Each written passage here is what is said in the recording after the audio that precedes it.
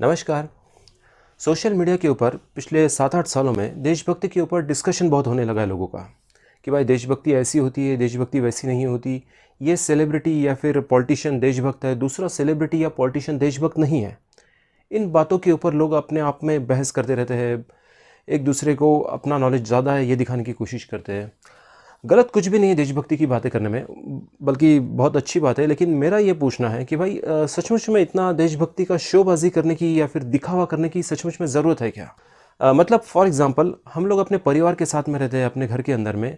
रोज़ थोड़ी अपने परिवार के सदस्य को बताने की ज़रूरत पड़ती है कि भाई आप लोग उनसे प्यार करते हो, या फिर वो परिवार के सदस्य थोड़ी रोज़ आपको बताते हैं कि भाई उनको आपसे प्यार है। अंडरस्टैंडिंग की बात होती है यार, उनको भी पता है, आपको भी पता है, बताने की ज़रूरत नहीं पड़ती। तो भाई देश का भी ऐसा ही होना चाहिए कि भाई हम लोग पैदा देश के अंदर ही होते हैं, मरना भी यहीं पर है, रोज़ हम देश के अंदर ही रहते हैं, तो बार बार दिखावा करने की ज़रूरत क्या है? ये भी अंडरस्टैंडिंग होनी चाहिए। और बात बस ऑनलाइन सोशल मीडिया की नहीं है, ऑफलाइन भी। मतलब जो हम बाहर रोज़ अपने रूटीन काम करते हैं, वहाँ पर भी लोग ज़रूरत नहीं होती, वहाँ पर भी देशभक्ति को बीच में लेके आते हैं, ज़रूरत से ज़्यादा देशभक्ति का दिखावा करते हैं। कहीं ऐसा तो नहीं है ना कि भाई कुछ लोगों को अपने देशभक्ति के ऊपर कॉन्फिडेंस कम होता है, उनको डाउट होता है अपने ही खुद के ही देशभक्ति पर। मैंने एक दो लोगों से पूछी भी थी ये बात कि भाई इतना देशभक्ति की तू क्यों बातें कर रहा है? तेरे को खुद के देशभक्ति के ऊपर डाउट है क्या, या फिर कॉन्फिडेंस कम है तेरा? बुरी लग गई थी उनको ये बात, गुस्से से देखने लगे थे मेरी तरफ। इतने करोड़ों की संख्या में अगर लोग देशभक्ति की बातें कर रहे हैं, तो उसका नतीजा या आउटपुट ये निकलना चाहिए था कि भाई धीरे धीरे देश के अंदर के पुलिस स्टेशन और अदालतों की संख्या धीरे धीरे कम होती जानी चाहिए जी। क्योंकि किसी ने सही कहा है कि भाई patriotism is inversely proportional to crime and corruption. मतलब जैसे जैसे पेट्रियोटिज्म देशभक्ति बढ़ती जाएगी, वैसे वैसे क्राइम एंड करप्शन को तो कम होना ही है। किसी ने कहा है, मतलब मैंने ही कही ये बात, अब भी कही है, आपके सामने कही है। लेकिन वैसा कुछ दिखाई देता नहीं अपने देश में। उल्टा अपने यहाँ पर तो पुलिस लोगों को ओवर टाइम करना पड़ता है। देशभक्ति की बातों का विरोध बिल्कुल नहीं है। जैसे कुछ फील्ड हो गए, जैसे पुलिस, आर्मी, यहाँ पर देशभक्ति की घोषणाएं दी जाती है, उन लोगों के लिए बात बिल्कुल सही है, क्योंकि वो लोग हर एक पल देश के लिए शहीद होने के लिए तैयार होते हैं। उनका काम भी मुश्किल होता है, बहुत टफ रहता है उनका काम, तो उनके लिए ये बात सही है। तो उन्होंने अगर देशभक्ति की बातें की तो उसमें कुछ भी गलत नहीं है। मैं आम लोगों की बात कर रहा हूँ, वो ज़रूरत नहीं होती वहाँ पर भी देशभक्ति को बीच में लेके आते हैं। कुछ डेवलप कंट्रीज़ के बारे में सुना है कि भाई वहाँ के लोग बड़े देशभक्त होते हैं। मतलब देश के अगेंस्ट में कोई बात हो रही है तो वो लोग बिल्कुल बर्दाश्त नहीं करते हैं। अगर देश हित के अगेंस्ट में अगर कोई स्टेप उठा रहा है तो उसको भी वो लोग बर्दाश्त नहीं करते, और खुद भी नहीं उठाते। मतलब करप्शन, क्राइम वगैरह वो बहुत कम होता है वहाँ पर। फॉर एग्जाम्पल जापान के बारे में मैंने सुना है कि भाई जापान के लोग बड़े देशभक्त होते हैं। तो क्या जापान के अंदर भी दो जापानीज़ आपस में ऐसी देशभक्ति की बड़ी बड़ी बातें करते हैं क्या? मेरे को पता नहीं है बात, किसी को पता होगा तो प्लीज़ बताना, शायद करते भी होंगे। सीधे साधे भोले वाले लोग जिनको देश की सचमुच में फ़िक्र होती है, कदर होती है, सचमुच वो लोग दिल से देशभक्त होते हैं, हमेशा देश के बारे में पॉजिटिव ही काम करेंगे। उन लोगों ने देशभक्ति की बड़ी बड़ी बातें कर दी तो उसमें कुछ भी गलत बात नहीं। लेकिन ज़रूरी नहीं कि भाई ऐसे देशभक्त लोग सचमुच में अब देशभक्ति की ऐसी बड़ी बड़ी बातें करते भी हो, ये बातों की ज़रूरत नहीं है। ऐसा भी हो सकता है कि वो लोग अपने देशभक्ति को अपने दिल में रखते होंगे, लेकिन लोगों को दिखावा नहीं करते होंगे और देश के बारे में हमेशा सीरियस होते होंगे।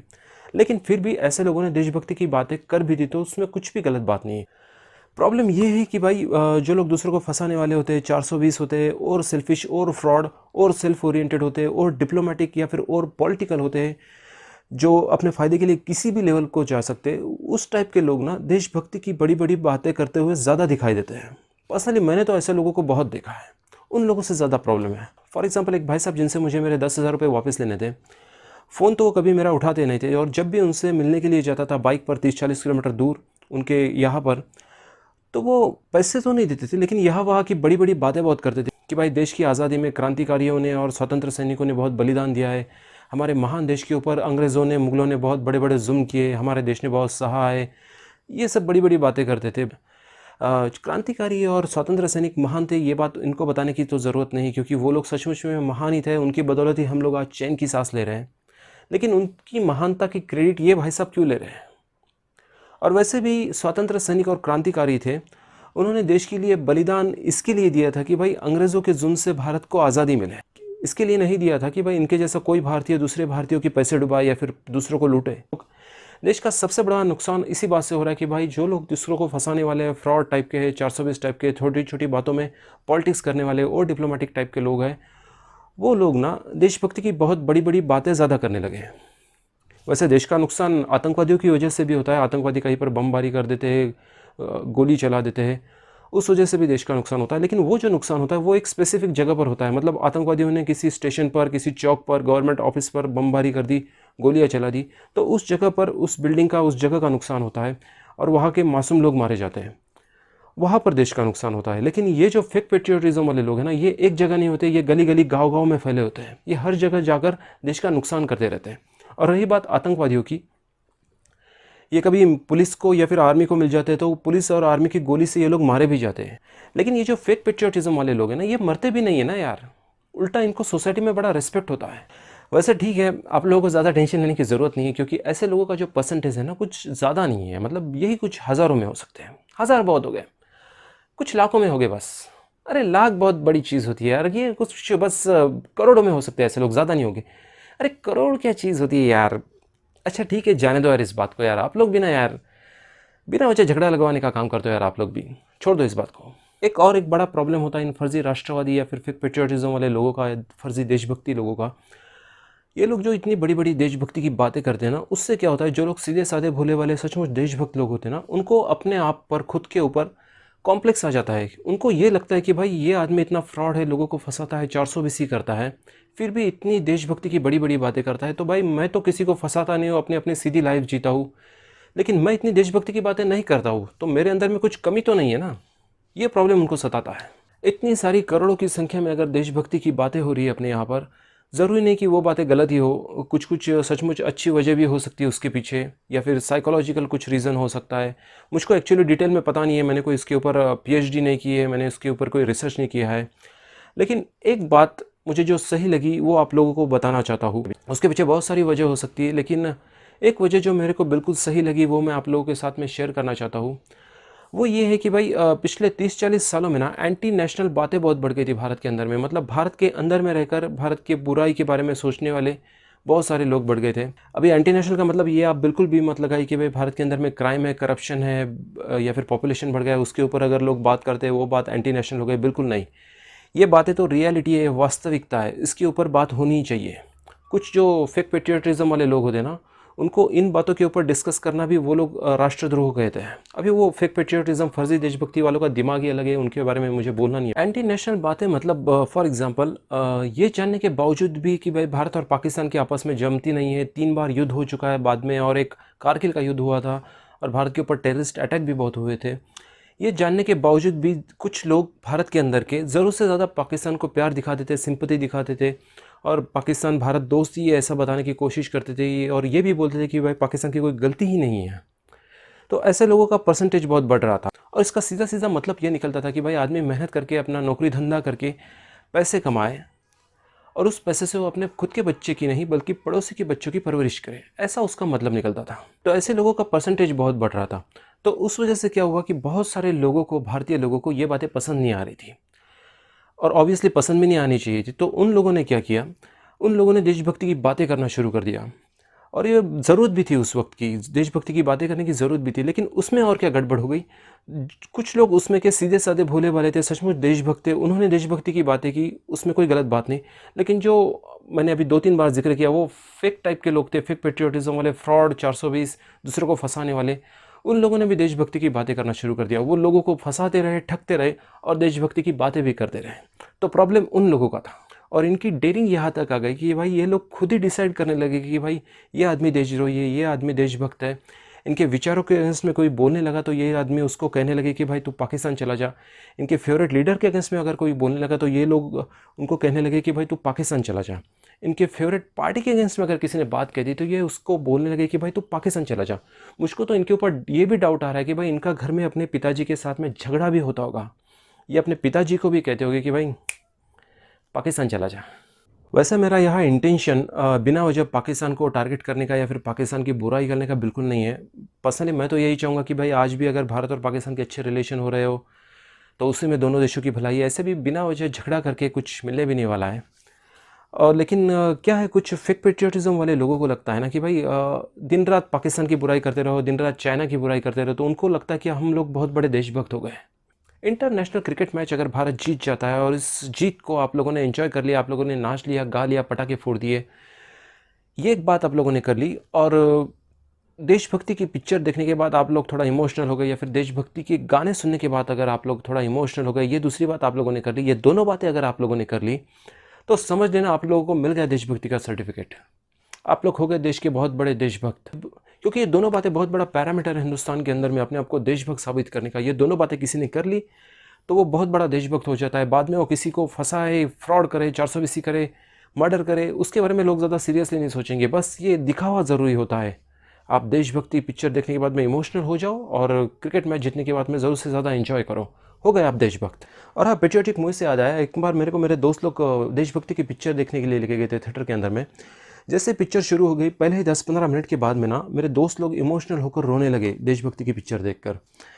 मेरे को तो उस वक्त रोना नहीं आ रहा था, क्योंकि यार मेरे इमोशंस है ना थोड़े गेंडे की चमड़ी के, जल्दी इमोशनल होता ही नहीं। मैं भी क्या कर सकता हूँ उसके बारे में, कुछ नहीं कर सकता। लेकिन मैंने क्या किया, अपने जेब से रुमाल निकाल कर ना अपने दोस्त को आंसू पोंछने के लिए दे दिया और अपने देशभक्ति का फ़र्ज़ वहाँ पर ज़रूर अदा किया था। लेकिन जैसे ही आधा घंटे के बाद में पिक्चर ने अपना स्पीड पकड़ लिया, पिक्चर अपनी पीक लेवल पर चली गई, उस वक्त मैं भी थोड़ा इमोशनल हो गया। यार आखिर मैं भी इंसान हूँ, अपने यहाँ पर भी कार्डियोवास्कुलर सिस्टम काम कर दिए, तो मैं भी इमोशनल हो गया और मेरे आंखों से बस आंसू टपकने ही वाले थे। तभी एक निगेटिव विचार बीच में आ गया और सारे इमोशंस की वाट लगा के रख दी। ये प्रॉब्लम होता है निगेटिव सोच का, नकारात्मक सोच का। इंसान ने कभी भी निगेटिव नहीं सोचना चाहिए। हाँ, तो क्या निगेटिव विचार आया मैं वो आप लोगों को बताना चाहता हूँ। मैंने ये सोचा कि भाई पिक्चर बहुत बढ़िया है, हीरो हीरोइन की एक्टिंग बहुत मस्त है, डायरेक्शन बहुत अच्छा है, म्यूज़िक बहुत अच्छा है, फिल्म की स्टोरी लाइन स्क्रिप्ट में भी बहुत दम है। लेकिन मैंने ये सोचा कि भाई इसी पिक्चर को बनाने के लिए कहीं फिल्म के प्रोड्यूसर ने अंडरवर्ल्ड के लोगों से पैसा तो नहीं उठाया ना। नहीं तो ऐसा नहीं होना चाहिए कि भाई जिस पिक्चर को देखकर लोगों के अंदर में देशभक्ति की फीलिंग आ रही है, लोगों की आंखों में आंसू आ रहे हैं, उसी पिक्चर को बनाने का पैसा देशद्रोही लोगों से आ रहा हो, अंडरवर्ल्ड के लोगों से आ रहा हो। अगर सचमुच में ऐसा हो रहा हो तो ऑडियंस के देशभक्ति का तो इंसल्ट हो जाएगा। ये निगेटिव विचार मेरे मन में आया और सारे इमोशंस की वाट लगा के रख दी। लेकिन उस वक्त मेरे को ऐसा सोचने का पूरी तरह से अधिकार था, क्योंकि हम लोगों ने पूरी तरह से इथिकली और ट्रांसपेरेंटली पिक्चर देखी थी। मतलब हम लोगों ने बाकायदा थिएटर में जाकर टिकट खरीदा था, उस टिकट से प्रोड्यूसर को अपना प्रॉफिट मिल गया था, उस टिकट से थिएटर मालिक को अपना प्रॉफिट मिल गया था, और सबसे बड़ी बात, हमने गवर्नमेंट को एंटरटेनमेंट टैक्स भी भरा था।